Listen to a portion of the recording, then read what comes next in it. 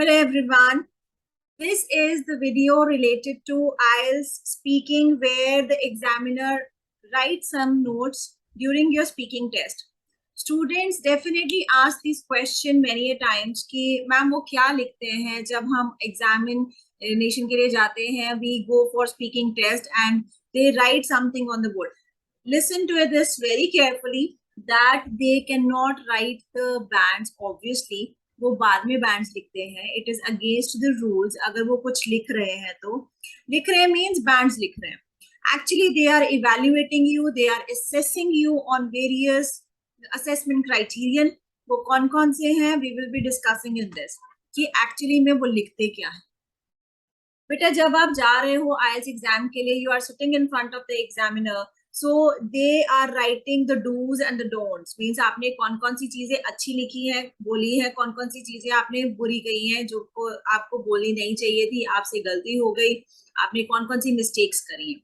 So the first thing is कि आप examiners आपको इवेल्युएट कर रहे हैं और आपको किस बेसिस पे आपको बैंड्स मिल रहे हैं. 5.5 आए हैं तो क्यों आए हैं, किस बेसिस पे आए हैं.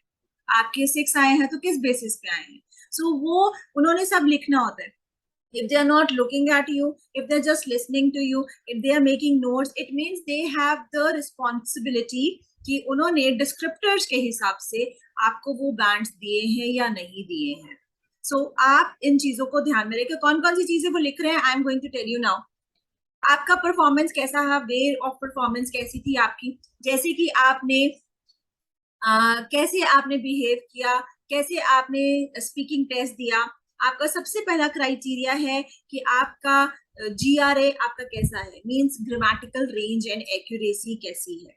वैसे तो सीरियल ऑर्डर में नहीं बता रही हूँ मैं आपको, बट यस एक one of the descriptors is grammatical range and accuracy. Grammatical range and accuracy means आपने कॉम्प्लेक्स स्ट्रक्चर यूज किया, आपने ऑल्दो, इवन दो ऐसे कुछ वर्ड्स यूज किए, not only but also use किया आपने. If you are using such words in your IELTS speaking test, in your cue card or in your part 1 or part 3, then definitely there is a variation, there is a variety in your IELTS speaking, and on the basis of that you will be given the bands. The second thing, आपके कौन से descriptors हैं जिसकी वजह से आपके bands आ सकते हैं. So the second thing is आपका lexical resources. Lexical resources means आपके vocabulary. How is the vocabulary? You have short range of vocabulary और you have wide range of vocabulary. Means are you short of words, आप पहले खत्म कर देते हैं cue cards, या फिर आप उसको एक्सटेंड कर पाते हैं. Are you able to finish it in 2 minutes और you are not able to finish it in 2 minutes. आपका क्यू कार्ड में वैरायटी थी या नहीं थी, आपके पार्ट 1 क्लोज एंडेड आंसर्स थे या फिर बहुत ज्यादा एक्सटेंडेड थे, not too short, not too long. आपकी वोकैबुलरी एप्रोप्रिएट थी, आपने जो वर्ड्स यूज किए वो वहां पे फिट बैठते हैं. आप हमेशा इंपॉर्टेंट वर्ड यूज करते हैं, प्ले एन इंपॉर्टेंट रोल, या फिर आप इंडिस्पेंसिबल या सिग्निफिकेंट वर्ड यूज करते हैं. आप कुछ ह्यूज वर्ड यूज करते हैं या फिर मैमथ वर्ड यूज करते हैं, आप गाइजेंटिक वर्ड यूज करते हैं, आप कौन सा ब्यूटीफुल वर्ड यूज करते हैं या प्रिटी यूज करते हैं. यू वर स्पेल बाउंड और यू वर हैप्पी. अगर आप हैप्पी थे तो आप एस्थेटिक वर्ड यूज कर रहे हो कि नहीं कर रहे हो. So these are the minute things which must be used by you. वो आपको चेक कर रहे हैं कि आपका लेक्सिकल रिसोर्सेज, आपकी वोकैबुलरी कितनी स्ट्रॉन्ग है. सो वो side by side simultaneously they are writing the words also, they are listening to you and they are writing it कि आपने वो चीज वहां पे फिट बैठी थी, आपने लिखी थी, अब आपने जो बोला है वो सही बोला है या नहीं बोला. Third thing is your fluency and coherence.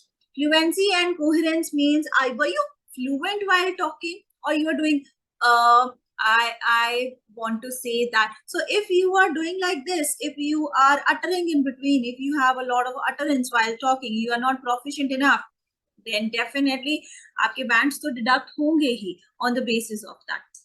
Moreover, आपका कोहेरेंस कैसा है, are you logically connected with each other. जो सेंटेंसेस आप यूज कर रहे हैं और आर दे और ऑर्गेनाइज्ड और दे आर लॉजिकली कनेक्टेड. अगर नहीं है तो यस द बैंड्स लेवल जो है वो डिटीरियरेट हो सकता है, वो डिडक्ट हो सकता है, वो रिड्यूस हो सकता है, वो कम हो सकता है, लेसन हो सकता है.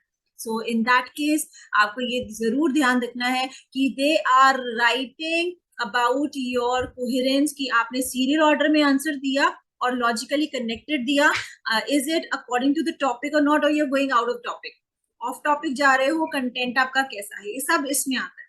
फ्लुएंसी, आप कितना अटक के बात करते हैं, जैसे हम पंजाबी में या हिंदी में बोलते हैं कि आप कितना अटक के बात कर रहे हैं या फिर आप कितना फ्लुएंटली बात कर रहे हैं। आप कोई भी आपको वर्ड में प्रॉब्लम नहीं आ रहा है, आप आसानी से अटक कर सकते हैं। एंड फॉर दैट आप क्या कर सकते हो, आप टंग ट्विस्टर्स की प्रैक्टिस कीजिए, उससे आपकी फ्लुएंसी बहुत अच्छी होगी।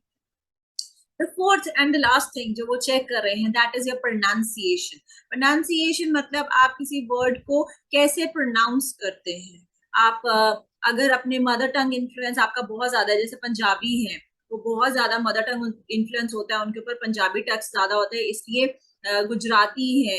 ऐसे ही I can give you so many examples, okay, where the students use so much of stress on the word, वो ज्यादा स्ट्रेस डालते हैं। इंग्लिश इज सॉफ्ट स्पोकन, उसमें इतना स्ट्रेस देने की जरूरत नहीं होती है। सो इन दैट केस, अब जैसे सिंपलेस्ट एग्जांपल, सबसे सिंपल एग्जांपल है आइल्स, और स्टूडेंट्स कहते हैं IELTS, right. So in that case आप इसी से ही पता चल जाता है कि आपका प्रोनाउंसिएशन कैसा है and how you are going to pronounce a word.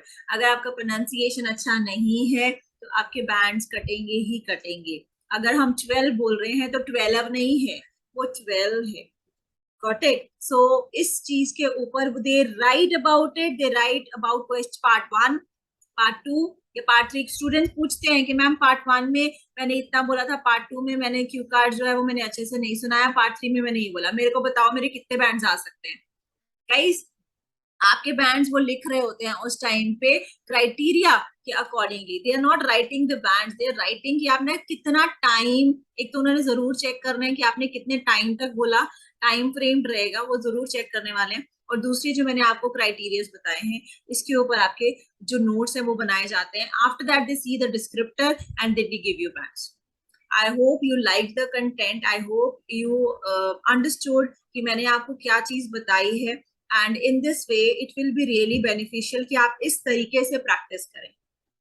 All the best those who are taking their speaking exam very near to them, और जल्दी से करें प्रैक्टिस। अगर कोई और डाउट्स है तो you can ask, you can also go to the Telegram channel and write down your comments related to this. All the best for that, and stay tuned. Keep watching our videos, keep liking our videos. Thank you so much. Bye bye.